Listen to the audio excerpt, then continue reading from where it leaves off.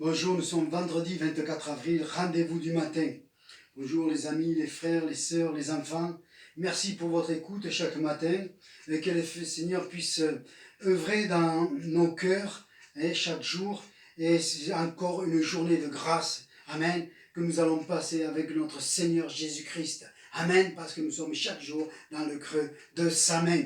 Amen. Aujourd'hui, je ne vais pas chanter un chant parce que le texte est long, le chapitre 4 de Daniel, mais je voudrais qu'on le regarde un petit peu, car aujourd'hui nous allons assister à la conversion de Nebuchadnezzar. Amen. Ça aura pris du temps, mais ça nous montre quand Dieu a décidé de s'occuper d'une personne, il va jusqu'au bout. C'est lui qui a le dernier mot, et que cela puisse nous donner de l'espérance pour nos familles, nos amis, nos sœurs, nos frères, que nous voulons voir se tourner vers le Seigneur, pour lesquels nous prions déjà depuis des années. Amen. Que nous puissions placer notre foi en Jésus-Christ pour voir l'accomplissement des œuvres de Dieu dans leur vie. Amen. C'est ce que nous allons voir à travers ce roi rebelle qui est Nebuchadnezzar. Amen. Prenons donc chapitre 4, premier verset. Nebuchadnezzar, roi à tous les peuples, aux nations, aux hommes de toute langue qui habitent sur toute la terre. Que la paix vous soit donnée avec abondance. Il a semblé bon de faire connaître les signes et les prodiges que le Dieu suprême a opérés à mon égard. Que ces signes sont grands, que ces prodiges sont puissants. Son règne est un règne éternel et sa domination subsiste de génération en génération. Moi, Nebuchadnezzar, je vivais tranquille dans ma maison et heureux dans mon palais. J'ai eu un songe qui m'a effrayé. Les pensées dont j'étais poursuivi sur ma couche et les visions de mon esprit me remplissaient d'épouvante. J'ordonnai qu'on fît venir devant moi tous les sages de Babylone afin qu'ils me donnassent l'explication du songe. Alors vinrent les magiciens, les astrologues, les chaldéens, les devins, et je leur dis le songe, et ils n'en donnèrent point l'explication. En dernier lieu se présenta devant moi Daniel, nommé Belchazzar, d'après le nom de mon Dieu, et qui a en lui l'esprit des dieux saints. Et je lui dis le songe, Belchazzar, chef des magiciens, qui a en toi, et je le sais, l'esprit des dieux saints, et pour qui aucun secret n'est difficile. Donne-moi l'explication que j'ai eue dans le songe. Amen. Dès les premiers versets, nous voyons le progrès que Nebuchadnezzar a fait dans sa foi. Et puisqu'il va dire les prodiges que le Dieu suprême a opérés dans ma vie. Il a déjà la reconnaissance de ce Dieu, mais ce n'est pas l'aboutissement. Amen. Continuons à partir du verset 10. Voici les visions de mon esprit pendant que j'étais sur ma couche. Je regardais et voici, il y avait au milieu de la terre un arbre, une grande hauteur. Cet arbre était devenu grand et fort. La cime s'élevait jusqu'aux cieux et on le voyait des extrémités du bout de la terre. Son feuillage était beau et ses fruits abondants. Il portait de la nourriture pour tous. Les bêtes des champs s'abritaient sous son ombre. Les oiseaux du ciel faisaient leur demeure parmi les branches. Et tout être vivant tirait de lui la nourriture.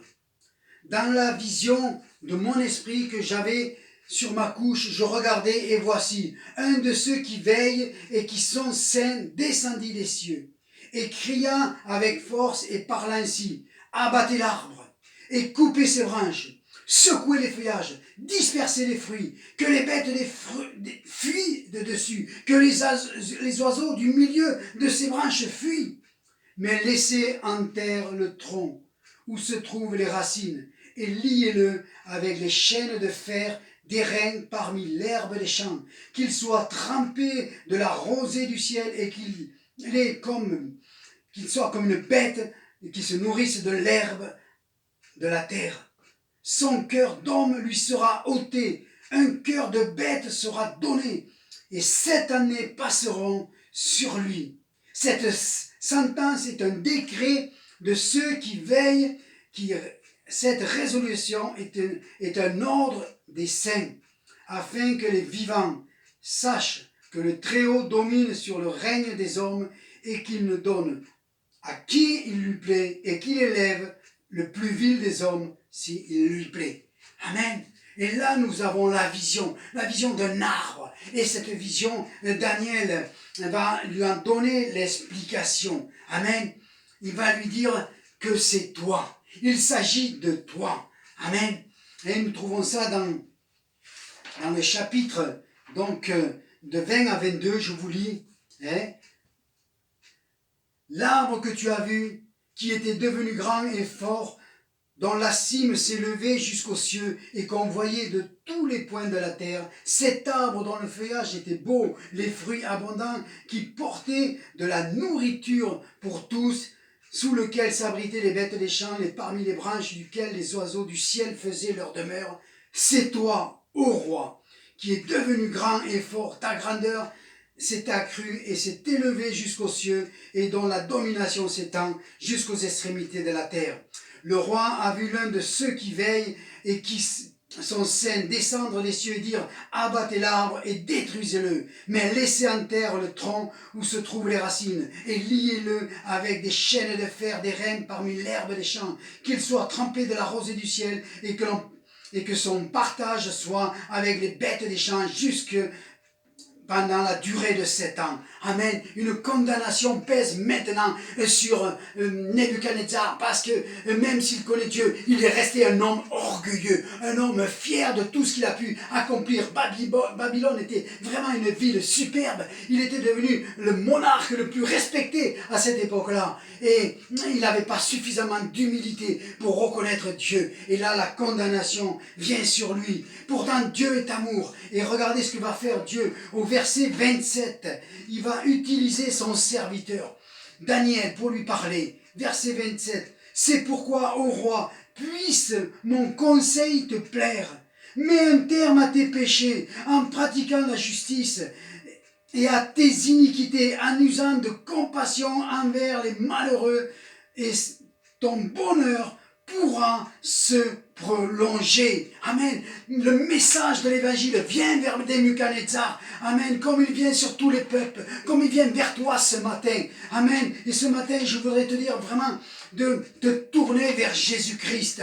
La parole de Dieu est annoncée dans Actes 17, 30. Il est dit, Dieu, sans tenir compte des temps d'ignorance, annonce maintenant à tous les hommes et en tout lieu qu'ils aient à se repentir, parce qu'il a fixé un jour où il va juger le monde selon la justice, par l'homme qu'il a désigné et dont il a donné une preuve certaine, c'est la résurrection de Jésus-Christ. Amen. C'est la preuve certaine que Dieu est vivant et qui contrôle toute situation. Et Jésus va revenir. Amen. Aujourd'hui, il t'appelle. Qui que tu sois, il t'appelle et il te dit, arrête de prolonger les échéances comme a fait Nebuchadnezzar. Arrête de marcher un pied sur la route, un pied sur le trottoir. Tu vas finir par tomber. On ne peut pas marcher comme cela. Il te faut choisir. Et moi je te dis, choisis Jésus. Ose Jésus. Marche avec Jésus. Prends sa parole. Allie-toi à une assemblée, à une étude biblique, afin que tu connaisses ce Sauveur merveilleux. Amen. Et nous voyons que ce qui va se passer, c'est que le roi, lui, ne va pas vouloir au départ se convertir. Il nous est dit ceci au verset 29. Au bout de 12 mois, comme il se promenait dans le palais royal à Babylone, le roi prit la parole et dit, n'est-ce pas ici Babylone la grande que j'ai bâtie comme une résidence royale par la puissance de ma force et pour la gloire de ma magnificence? La parole était encore dans la bouche du roi qu'une voix descendit du ciel. Apprends, roi Nebuchadnezzar, qu'on va t'enlever le royaume. On te chassera du milieu des hommes et ta demeure sera parmi les bêtes. Et il a été foudroyé. Il a eu 12 mois pour se repentir. Il a eu 1 année pour se tourner vers Dieu. Il ne l'a pas fait. Au contraire, il s'est orgueilli. Il s'est orgueilli, cet homme. Et voilà que maintenant Dieu frappe. Mais Dieu ne frappe pas, Dieu ne veut pas la mort du méchant, il veut qu'il se convertisse. Il veut que tu te convertisses, exactement comme Nebuchadnezzar. Mais le châtiment est tombé sur lui, il est tombé malade pendant 7 ans. Il a été mis avec les bêtes, il mangeait de l'herbe. Enfin, tout cela est expliqué. Et il avait une drôle de maladie. Amen. Mais à un moment donné, il a levé les yeux vers le ciel, comme moi j'ai fait le jour de ma dépression. J'ai levé les yeux vers le ciel et j'ai dit, oh Dieu, toi qui as guéri ma mère, guéris-moi. Et il l'a fait. Amen. Et regardez sa conversion. Après le temps marqué, moi, Nebuchadnezzar, je levai les yeux vers le ciel. Lève les yeux vers le ciel ce matin. Lève les yeux vers le ciel. Et la raison me revint. J'ai béni le Très-Haut, j'ai loué et glorifié celui qui vit éternellement, celui dont les dominations sont éternelles et dont le règne subsiste de génération en génération. Il a rencontré finalement le Dieu vivant et vrai. Alléluia, celui qui offre l'éternité parce qu'il est lui-même éternel. Tous les habitants de la terre ne sont à ses yeux que néant. Il agit comme il lui plaît avec l'armée des cieux et avec les habitants de la terre. Il n'y a personne qui résiste à sa main et qui lui dise « Que fais-tu là ?» Et que fais-tu là? S'il y avait un Dieu, il n'y aurait pas de virus. S'il y avait un Dieu. Non, c'est pas comme ça qu'il faut voir. Il y a un Dieu. Et ce Dieu t'aime. Et ce Dieu veut te prendre dans les bras ce matin. Il veut te dire, viens, reviens vers moi. Reprends-toi. Si tu as de l'orgueil, si tu as du mépris pour les chrétiens, pour la parole, si tu as péché dans ta vie, reviens vers Jésus. Et lui, il t'aime. Et il va te montrer la voie royale qui va te conduire jusque dans l'éternité et te donner une paix profonde dans ton cœur. Père, je te remercie pour cette parole. Veuille toucher en profondeur chacun ce matin et que chacun puisse lire profondément ce livre de Daniel et notamment ce chapitre 4 dont il est question ce matin. Dans le nom de Jésus. Amen.